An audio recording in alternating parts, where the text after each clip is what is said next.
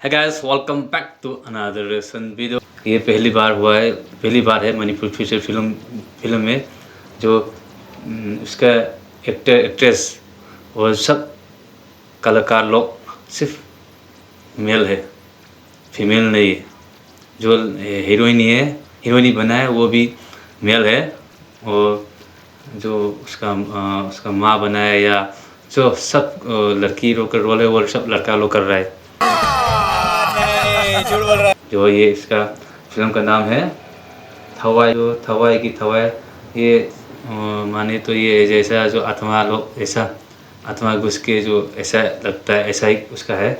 ये film trailer देख के पता चलेगा जो ट्रेलर कैसा है, जो दिखता है। और कमेंट में बताना कि जो ये हीरोइनी और ये फिल्म में जो लड़की बना है वो लड़की जैसा दिख रहा है या नहीं दिखता है, वो कमेंट करके इसे बताना।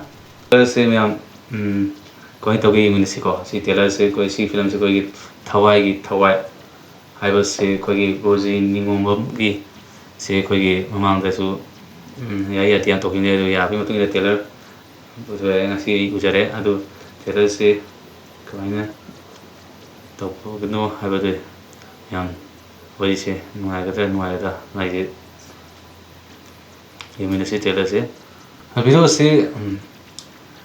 से कोई के एन कम्बिट पिक्चर सीने सी तक ने लोग जबने सीने सी की सिगुलिंग डिस्कशन सके टेलर से कमेंट तो इंग्लिश सी थवाई की थवाई लेट्स स्टार्ट गो। फिल्म असी मणिपुर फिल्म फोरम की गाइडलाइन गाइडलाइन मखा पाना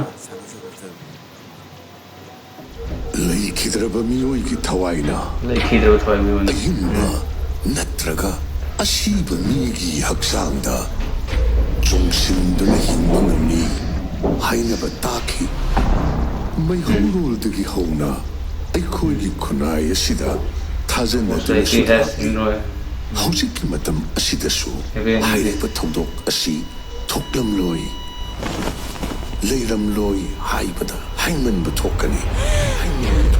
आत्मा ने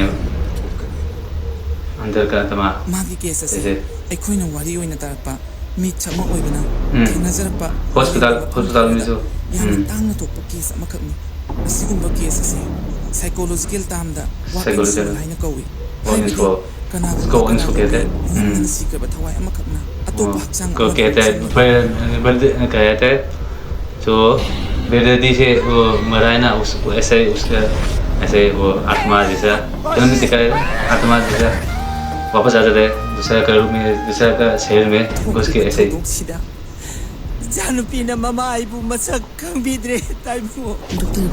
ये भी लड़की है, ये भी लड़का है। जो ये औरत बना है ना, ये हीरोइनी, ये भी लड़का है।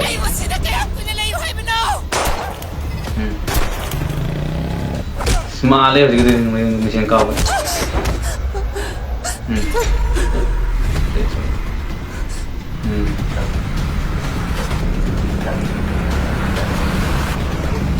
फजाइने मतम सिगम न साने द पॉग ममा हाइगदा सीरी हैन लाउ ठोकर पेशेंट मा होजी हिंगलबले सीरी है हिंगले जिंदा नंग मुकरन हाथ बनो हायो किसने मारा है, किसने मारा है Siya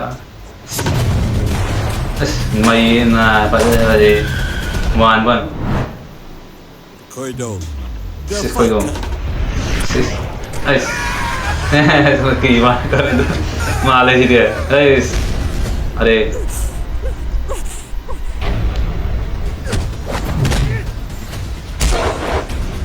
next year February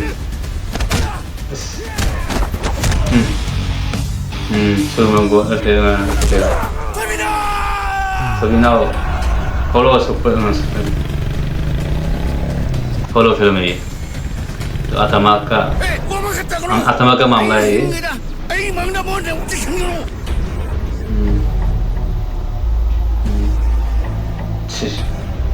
release February 2025 में।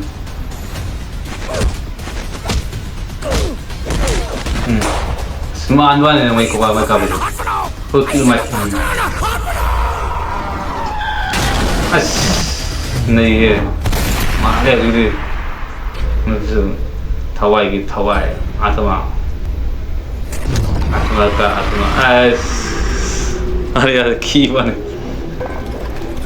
releasing February 2025 Hore video si nuai to kami sai video nuai re sin sin like and subscribe to video on view ai video ko to pata khana ba masi rim tang si jarege ado यदि मेरे video को अच्छा लगा तो मेरे channel को like share subscribe कर दिए एंड बेल कॉल को ऑल में दबाना ना भूलिए।